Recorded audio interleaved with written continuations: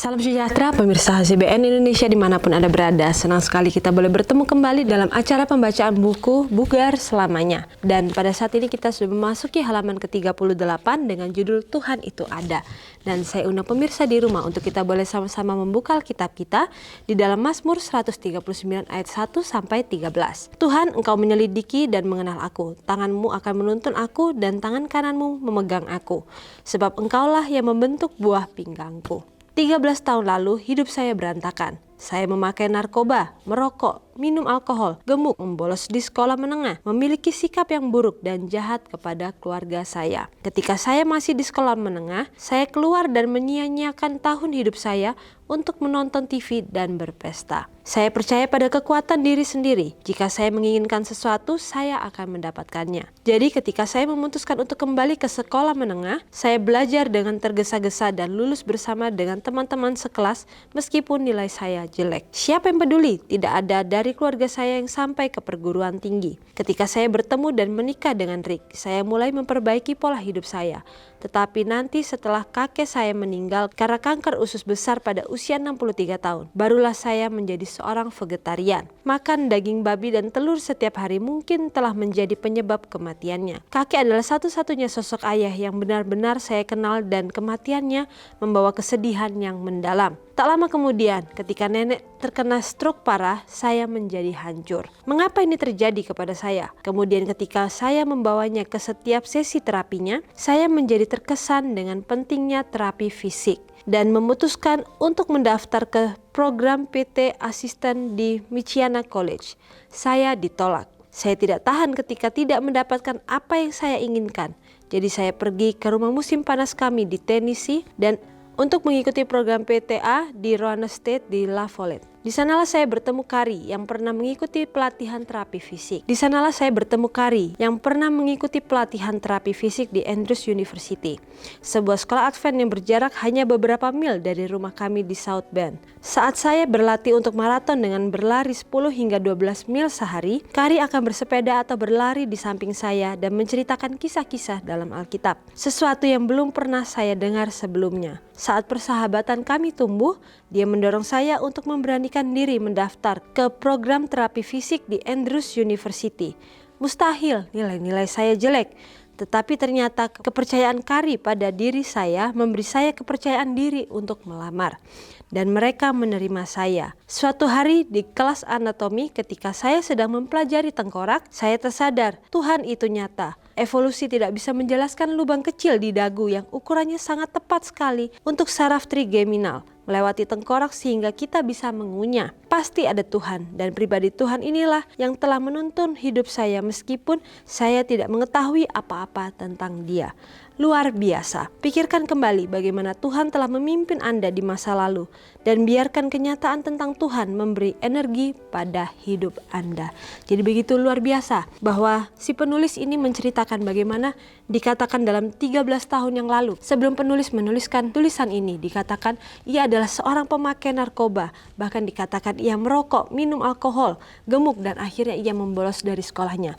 Bahkan dikatakan akhirnya ketika ia sudah mempunyai kepercayaan kepada dirinya sendiri, begitu besar kepercayaannya itu, sehingga akhirnya ketika ia sempat untuk berhenti sekolah, ia mau untuk melanjutkannya kembali dan berusaha untuk lulus tepat waktu bersama dengan teman-temannya, sekalipun nilainya jelek. Jadi bagaimana di sini kita tahu bahwa ketika kita dalam kehidupan kita tergesa-gesa karena mungkin pilihan-pilihan masa muda kita mengambil pilihan yang justru akhirnya membuat diri kita itu rugi pada akhirnya. Karena mungkin seharusnya ketika kita melakukannya dengan maksimal, kita seharusnya bisa mendapatkan nilai yang baik. Dan mungkin ketika kita mendapatkan nilai yang baik, kita mungkin akan bisa berpikir bahwa itu adalah cara-cara yang Tuhan gunakan. Ketika kita mau berusaha, maka di saat itulah Tuhan yang akan menempatkan kita. Meskipun kita tahu bahwa dimanapun kita, pasti Tuhanlah yang mengizinkan untuk kita berada dalam lingkungan tersebut. Tetapi adalah bagian kita, apakah kita mau berusaha untuk melakukan yang terbaik. Tetapi penulis ini dikatakan ia mendapatkan nilai jelek karena kesembronoannya yang ia lakukan, bahwa ia tidak mau untuk memberikan yang terbaik dalam kehidupannya. Ia selalu berusaha untuk hanya memikirkan dirinya sendiri. Bagaimana berusaha untuk menyenangkan dirinya sendiri. Tetapi di sini juga kita bisa dapati bahwa dikatakan ketika penulis tersebut kehilangan sosok dari kakeknya, yang dikatakan itu adalah sosok ayah yang benar-benar saya kenal. Di sini kita bisa ketahui bahwa mungkin dalam kehidupan rumah tangganya, penulis ini yang mungkin pada saat itu adalah seorang anak-anak, ia mungkin kehilangan figur dari seorang ayah yang bisa untuk menuntun dia untuk mengikuti jalan-jalan Tuhan. Tetapi karena tidak adanya figur ayah, mungkin akhirnya disitulah ia lepas kendali. Tetapi ia lupa bahwa kita mempunyai Bapa kita di surga yang selalu menolong kita dan menyelamatkan kita ketika kita berusaha untuk menjauh dari Dia. Tetapi tetap kembali kepada pilihan kita. Tuhan tidak bisa memaksa kita, tetapi Ia mau menyelamatkan kita dengan kasih karunia. Tetapi balik lagi, itu adalah pilihan kita. Apakah kita mau mengambil kasih karunia Tuhan itu, ataukah kita justru mengabaikan kasih Tuhan yang selalu sudah diberikan dalam kehidupan kita. Bahkan di sini juga dikatakan bahwa ketika saya bertemu dan menikah dengan Rick, saya mulai memperbaiki pola hidup saya. Jadi bagaimana di sini dikatakan setelah ia sudah menemukan pasangannya, di saat itulah ada motivasi dalam dirinya sehingga ia mau untuk memperbaiki dirinya. Mungkin ketika ia masih seorang yang single, dalam kehidupannya ia hanya memikirkan dirinya sendiri, apa yang menjadi kesenangannya, tanpa ia memikirkan efek atau akibat yang akan timbul dari setiap pilihan-pilihan kehidupannya. Jadi bagaimana di sini kembali kita diingatkan bahwa ketika kita mengambil suatu pilihan-pilihan yang saat ini kita ambil, itu akan menentukan pilihan ataupun keadaan kita di masa yang akan datang. Dan di sini juga dikatakan bahwa ketika neneknya juga menjadi stroke parah, dikatakan ia menjadi hancur dan mengatakan mengapa ini terjadi dalam kehidupan saya.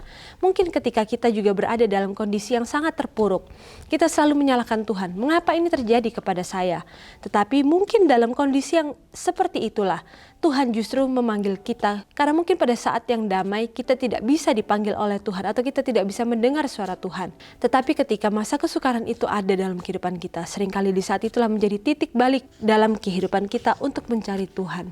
Dan di sanalah Tuhan bisa memenangkan hati kita. Ketika kita mau untuk membiarkan Tuhan masuk dalam hati kita dan mengubah hati kita yang mungkin tadinya mempunyai kekosongan, tetapi Tuhanlah yang akan mengisi kedamaian dalam hati kita dan bisa mengubahkan kita.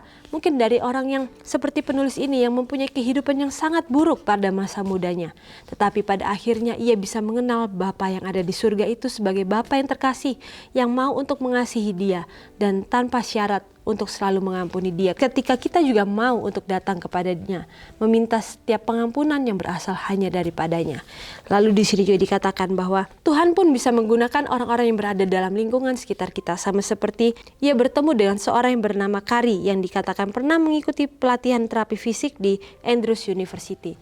Di sanalah dikatakan ketika saudara Kari ini mengajak penulis ini untuk memasuki acara pelatihan yang berada dalam Andrews University itu, dikatakan ia sudah tidak mempunyai kepercayaan diri karena ia sudah pernah mengalami penolakan. Tetapi kepercayaan diri yang diberikan oleh saudara Kari ini kepada sang penulis, di saat itulah ia berusaha untuk mau memberikan dirinya untuk mendaftar kepada program tersebut. Dan pada saat itulah Tuhan memberikan jalan keluar, yaitu ia diterima dalam program tersebut. Dan di sanalah melalui setiap pelatihan-pelatihan itu ia bisa melihat Tuhan, karena melalui hal-hal yang kecil yang mungkin saat ini kita tidak sadari, tetapi ketika kita mempelajari bagaimana organ tubuh kita bekerja, bagaimana setiap hal itu saling mendukung satu dengan yang lainnya, di sanalah kita bisa melihat bahwa itu hanyalah karena kasih karunia Tuhan saja. Bagaimana otak kita yang terus berjalan meskipun hanya mempunyai saraf-saraf yang sangat halus, tetapi semuanya itu bisa berjalan seirama dan tanpa saling bertolak belakang ketika kita mempunyai tubuh yang sehat. Jadi bagaimana di sini kembali juga kita diingatkan melalui firman Tuhan, bagaimana kita juga harus mempunyai pola hidup yang sehat. Bukan kita ingin hanya untuk kepentingan-kepentingan diri kita, tetapi karena kita mempunyai satu visi dan misi, yaitu kita menjadi pekerja-pekerja Tuhan, anak-anak Tuhan yang benar-benar mengenal siapa Tuhan kita, siapa Bapa kita, yang kita juga diinginkan oleh Tuhan bisa menjadi sungai yang terus mengalirkan kasih itu, mengalirkan air itu kepada orang-orang yang mungkin kehausan, yang mungkin belum mengerti akan kasih Tuhan itu. Tetapi di sanalah Tuhan memberikan kita kepada lingkungan di sekitar kita supaya kita boleh menjadi contoh. tetapi apakah kita pantas atau kita layak untuk menjadi contoh bagi lingkungan sekitar kita ketika kita tidak mengenal siapa Bapa kita. Jadi bagaimana di sini kembali kita diingatkan melalui firman Tuhan ini, apakah kita sudah mengenal Bapa kita yang di surga sepenuhnya seperti kita mengenal Bapa kita yang berada di dunia ini. Dan di saat kita sudah benar-benar mengenal Dia, kita akan memberikan setiap pilihan-pilihan kehidupan kita kepadanya, sehingga kita akan melihat bahwa ketika Tuhan bekerja dalam kehidupan kita, semuanya itu akan jauh lebih indah ketika kita yang merancangkan setiap hal dalam kehidupan kita. Dan biarlah melalui pembacaan yang begitu singkat ini, kembali kita diingatkan bahwa pikirkan kembali bagaimana Tuhan telah memimpin Anda di masa lalu, dan biarkan kenyataan tentang Tuhan memberikan energi pada kehidupan Anda. Dan begitu pula dengan saya juga. Biarlah apapun yang Tuhan sudah lakukan dalam kehidupan kita, itu boleh menjadikan suatu motivasi, suatu pendorong bagi kehidupan kita untuk bekerja, bergerak lebih giat lagi dalam setiap pekerjaan Tuhan. Dan dalam kehidupan kita yang berada di akhir zaman ini, kita tahu bahwa waktu kita sudah sangat terbatas. Tetapi apakah kita mau untuk bekerja dengan semaksimal mungkin di waktu yang Tuhan masih berikan dalam kehidupan kita? Jadi melalui firman Tuhan ini yang begitu indah, kita sudah diingatkan bagaimana kita harus bergantung sepenuhnya kepada Tuhan. Dan karena kasih Tuhan itulah kita juga harus melakukan yang terbaik yang bisa kita lakukan. Baik dari pola hidup kita, pola makan kita, dan juga apapun yang kita pikirkan dan kita lalui atau kita kerjakan dalam setiap pekerjaan kita, biarlah kita lakukan itu semuanya hanyalah untuk kepujian dan kemuliaan nama Tuhan. Dan sampai di sini acara pembacaan kita pada saat ini, dan sampai bertemu kembali dalam acara pembacaan yang selanjutnya, dan salam sejahtera, Tuhan memberkati.